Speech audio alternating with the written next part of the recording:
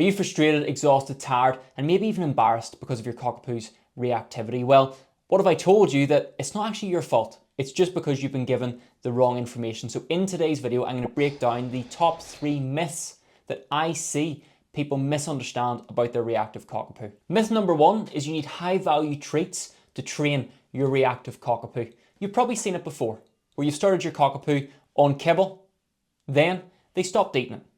And you thought, okay, we can't have this. And you started putting cheese over the kibble. Then that got old really fast. Then all of a sudden we moved on to wet food, maybe raw food, until we're at the point where we're feeding them our dinner with gravy over the top of it. But why does this happen? Well, it's all because of something that's called the hedonic treadmill. Dogs, just like humans, crave novelty, and we always look for those new experiences. Think of your first car. Maybe it was a Ford Fiesta, and you loved it at the time. There was nothing better. Then all of a sudden that Ford Fiesta starts to get pretty old and you start to have wandering eyes and look at the BMW and you think, if I get that, then I'll be happy. Then all of a sudden you get the BMW after 6 months, kind of old, and now you're looking at the Lamborghini. What happens is our expectations rise as our life gets better, and our reactive cockapoos are no different. So instead of increasing the value of food, and all that's going to happen is when your cockapoo is interested in another dog, they're just going to give you the finger and ignore the high value treats that you've spent a fortune on. Instead, we need to teach our cockapoo how to work for their essential food. So what we do, instead of increasing the fattiness and palatability of the treats we're giving our cockapoo, we instead make the food a little bit harder to obtain. So dogs, just like humans, automatically value things that they have to work for. Think about that partner who played hard to get, just made it a little bit more interesting. Or even, why is a Rolex attractive to us? Because not everyone has it. So instead of the high value treats, what you need to do is you need to take your cockapoo back to baseline. Feed them a really good quality food with at least an 80% meat content and feed them nothing else. Take them back to baseline. Then once a day, we're going to make that food harder to obtain. That might go from a bowl to a slow feeder, from a slow feeder to your hands, from your hands inside the house to your hands in the garden, from your hands in the garden to your hands out the front of your house, from your hands out the front of your house to your hands at the park.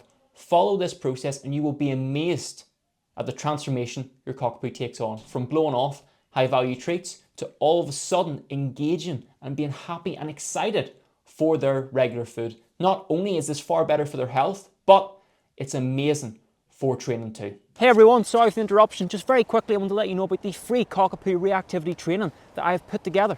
The 3 pillars about how to fix your cockapoo's reactivity. Every single owner I speak to gets this wrong.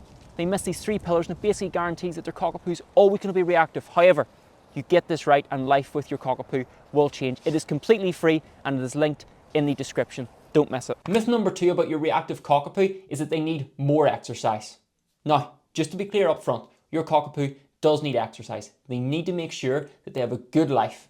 They're getting time off lead to sniff and explore. They're getting tons of intense play sessions where they get to express their prey and defensive drive, but they also need an off switch. And that's where I see so many people go wrong with their reactive cockapoos. They never teach them how to chill out and relax. And what ends up happening is we make a highly intelligent, energetic dog fitter.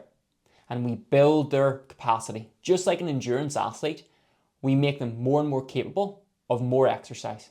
And we end up in this vicious circle where the more we exercise our dogs, the fitter they get and the more demanding that they get. And it's a real problem I see. So have a baseline of exercise for your cockapoo, and in between that, teach them how to chill out. This doesn't have to be complicated at first.